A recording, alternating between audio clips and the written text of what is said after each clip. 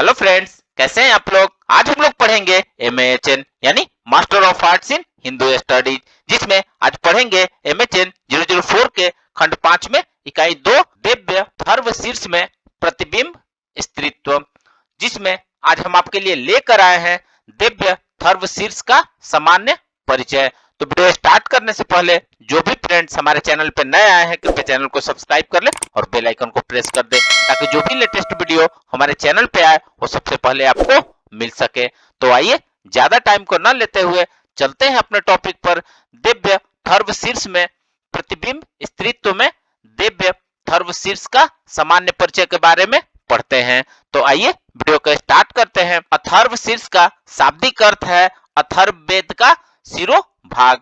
वस्तुतः अथर्व शीर्ष वेदों के भाग के उपनिषद ही हैं और अथर्ववेद के अंत में आते हैं। ये सर्व विद्याओं की सर्वभूता ब्रह्म विद्या के प्रतिपादक हैं। अथर्व शीर्ष साहित्य की प्राचीनता तथा प्रामाणिकता असंदिग्ध है।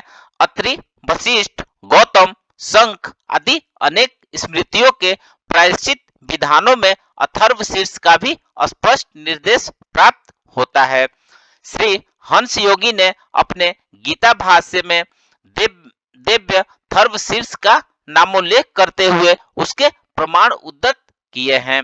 दिव्य थर्व शीर्ष में शून्य का की साक्षी दुर्गा का उल्लेख हुआ है। इसमें भगवती की भक्त और आराधना का विकसित रूप विद्यमान है।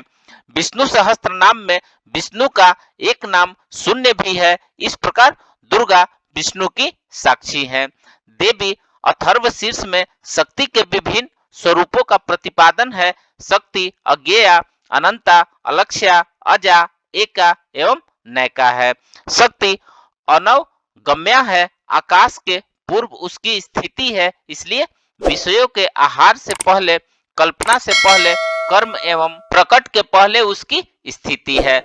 प्रकृति पुरुषात्मक संपूर्ण जगत की सृष्टि करने वाली शक्ति ही है। शक्ति ही सृष्टि का सृजन, पालन व प्रलय करती है।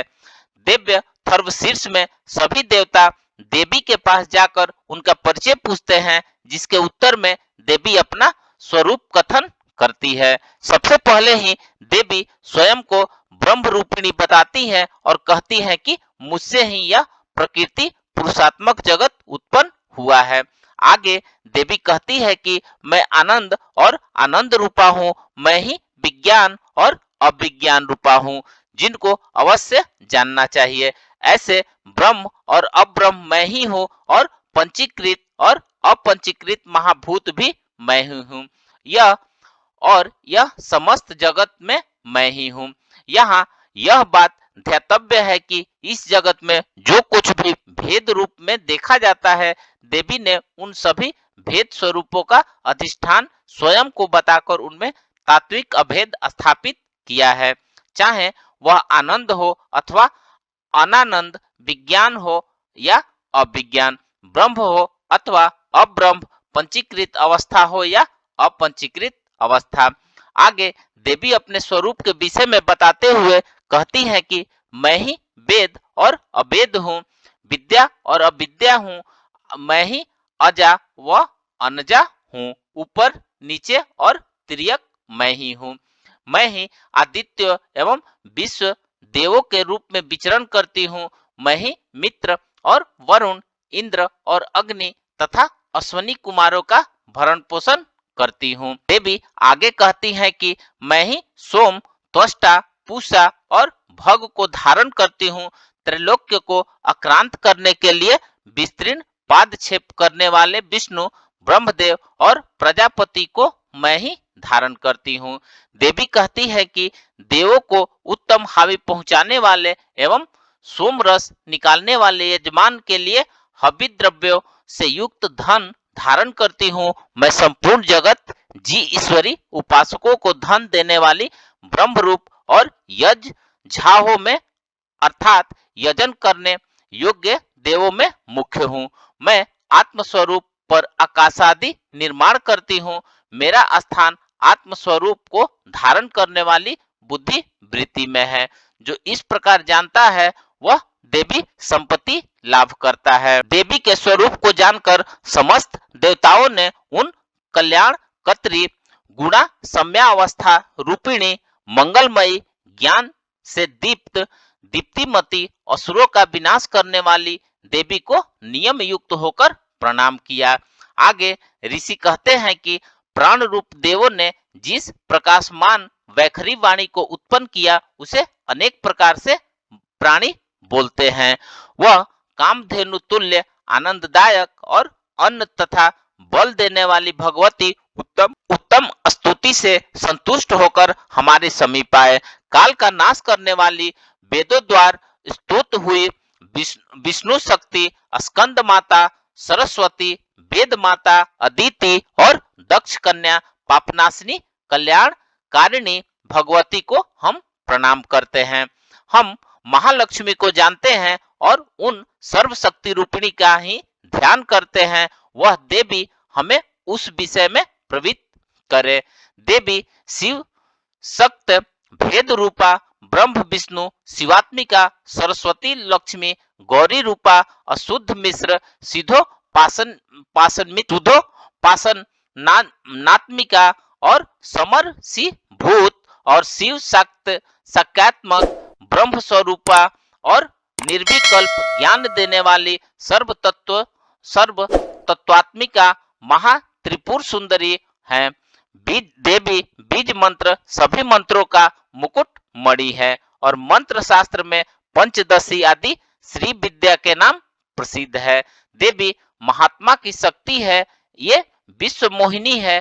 पास अंकुश धनुष और बाण धारण करने वाली होती हैं। ये श्री महाविद्या है। जो ऐसा जानता है वह शोक को पार कर जाता है। ऋषि देवी से कहते हैं कि हे भगवती तुम्हें नमस्कार है। माता सब प्रकार से हमारी रक्षा करो।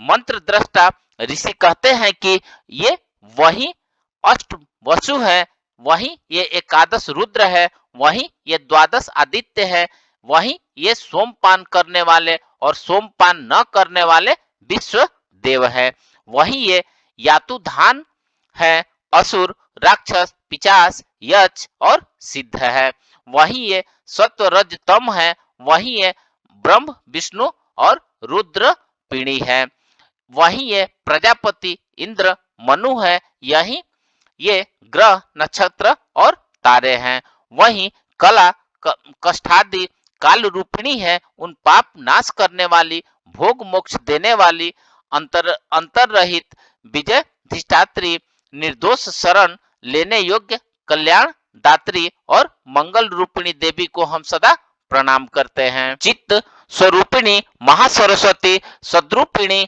महालक्ष्मी आनंद रूपिणी महाकाली चंडी के रूप में ऋषियों ने देवी को नमस्कार किया है तथा प्रार्थना की है कि आदि विद्या रूप रज्जु की दृढ़ ग्रंथि को खोलकर मुझे मुक्त करो। ऋषि आगे कहते हैं कि हृदय काल के मध्य में रहने वाली प्रातःकालीन सूर्य के समान प्रभावशाली पास और अंकुश धारण करने वाली मनोहर रूप वाली वरद और अभय मुद्रा धारण किए हुए हाथों वाली त्रिनेत्रों से युक्त रक्त परिधान धारण करने वाली और कामधेनु के समान भक्तों के मनोरथ पूर्ण करने वाली देवी को मैं भजता हूँ।